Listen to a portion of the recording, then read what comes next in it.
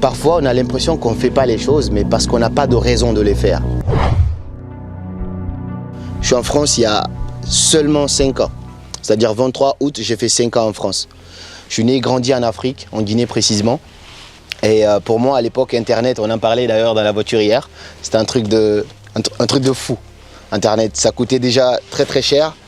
Tous les youtubeurs français, comment ils s'appellent déjà, Cyprien, machin, je connaissais pas du tout. Une fois on les a croisés, il m'a dit c'est lui, j'ai dit ah ouais d'accord, c'est qui? Je connaissais pas du tout et du coup on n'allait jamais sur YouTube. Pour moi, se connecter sur Internet avec un téléphone, c'était un truc, un ordinateur, c'était pas possible. Pour moi l'ordi ça servait juste à regarder des films. Et ça tu mettais dedans avec les disques durs, des trucs comme ça pour regarder.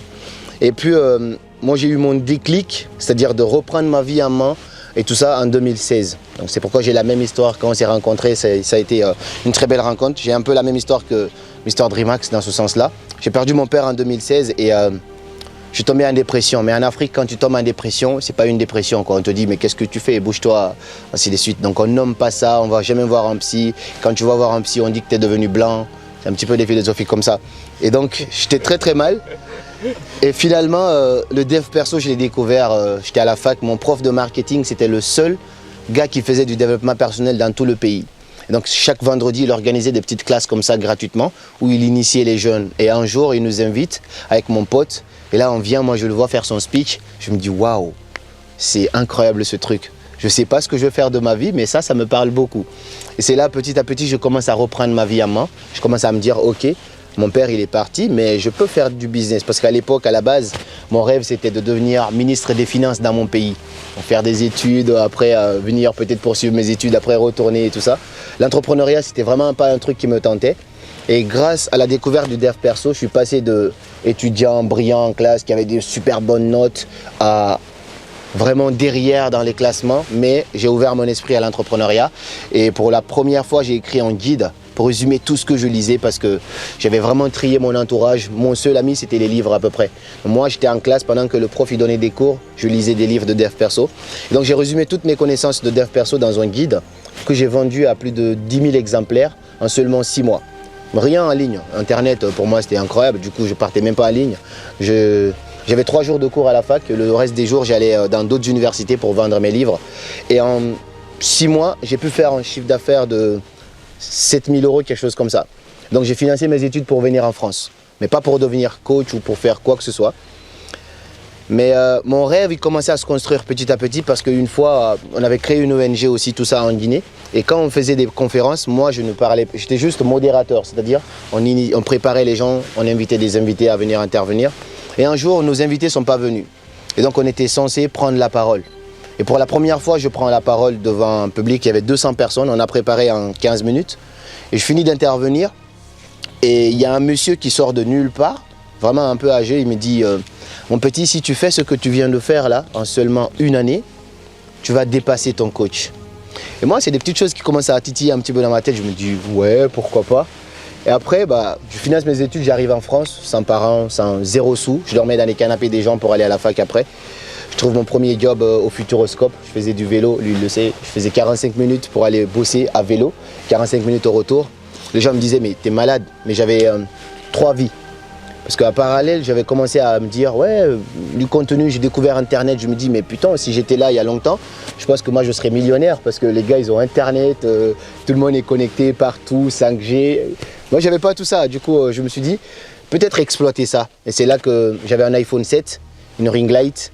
J'ai commencé à faire mes premières vidéos fin 2019. Petit à petit, je faisais ça, mais j'avais 3 vies.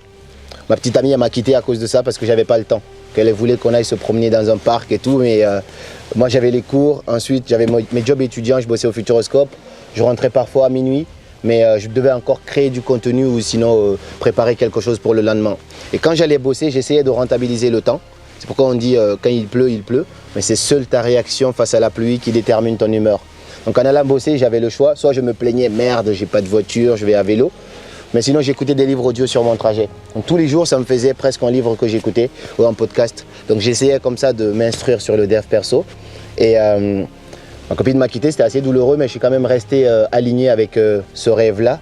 Et en 2020, J'avais 2000 abonnés, mais j'ai osé organiser ma première conférence de développement personnel à Poitiers. On était plus de 80 et j'avais quoi? J'avais 21 ans et c'était un succès, ça m'a donné confiance en moi. Et petit à petit, j'ai continué à créer du contenu et mon TikTok, il a commencé à exploser vers fin 2020. Création de contenu et ça a pris de l'ampleur et petit à petit, j'ai commencé à me dire ouais, pourquoi pas, je continue dans ce truc-là en parallèle des études.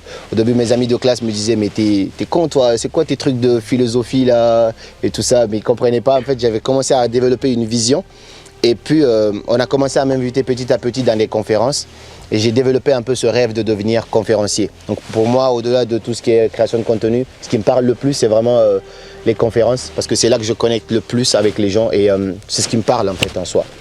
Et après, j'ai continué comme ça. Pendant 2 ans, j'ai traîné un peu. TikTok, ça a commencé à prendre. Et puis en 2021, j'ai un ami qui m'a dit « Pourquoi tu fais TikTok? Pourquoi tu ne vas pas sur YouTube ?» Je lui ai dit « Non, YouTube, c'est trop dur, mec. Là-bas, c'est non, laisse tomber. » Et finalement, moi, il faut juste un pourquoi. C'est pourquoi je vous ai dit, je vous ai donné l'exemple de la planche. Et là, il me montre les chaînes YouTube de quelques concurrents. Il me dit, lui, si on fait l'estimation, il doit faire 2000 € par mois. Je dis quoi? Pour moi, 2000, c'était énorme. J'étais étudiant, job étudiant, j'ai gagné 400, 500 €. Je dis 2000, non, c'est pas possible. Après, il me montre sa propre chaîne YouTube. Il avait une chaîne de danse. Il me dit, ce mois-ci, j'ai pas publié, mais j'ai fait 600 €. Je dis, t'as rien publié? Je dis, ok. Je suis rentré chez moi, j'avais 1000 € d'épargne. J'ai acheté une caméra et je me suis dit, c'est bon, c'est parti. J'ai filmé dans ma chambre étudiante comme ça. J'ai sorti ma première vidéo en juin, c'était juin 2021.